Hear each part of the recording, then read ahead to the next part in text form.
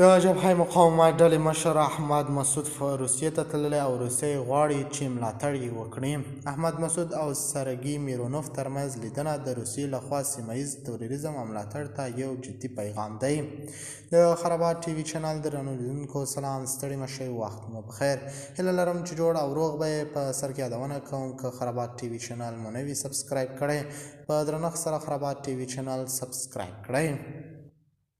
احمد مسعود د عدالت ګوند له مشر او د روسیې د پارلمان له مرستیال سره وکتل. د سپوتنیک د خبرې د افغانستان د ملي مقاومت جبهې ټویټر غړی شي، خو هوښیار سیاستوال د پیښو وړاندوینه کوي او د راتلونکي پیښو سره سم اقتصادي او سیاسي دفاع او امنیتي پالیسۍ پلانوي.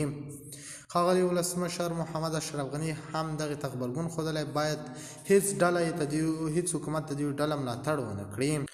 اشرف غني وایي هیڅ ډله باید ملاتړ یې ونه کړي، که نه نو په افغانستان کې بیا جنګ اور تود شي. د سپټمبر په 18 د عدالت ګوند مشر او د روسیې د پارلمان مرستیال سرګي میرونوف په دولتي دومال کې د افغانستان د ملي مقاومت جبهې له مشر احمد مسعود سره وکتل. په دې کتنه کې د افغانستان پر سیاسي وضعیت او د هغې د حل پر لارو چارو تمرکز وشو.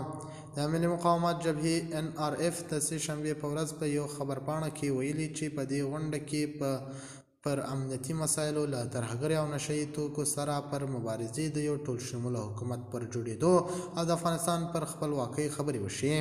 احمد مسعود د عدالت ګوند له مشر او د روسیې د پارلمان له مرستیال سره وکتل. سپوتنیک افغانستان ته خطر پیښوي. د خرابات ټي وي چینل درنو لیدونکو دا و زموږ ته د مهال چمتو کړی خبر. د نورو خبرونو لپاره خرابات ټي وي چینل په درنښت سره سبسکرایب کړئ. الله په امان، تر بیا ښې چادرې.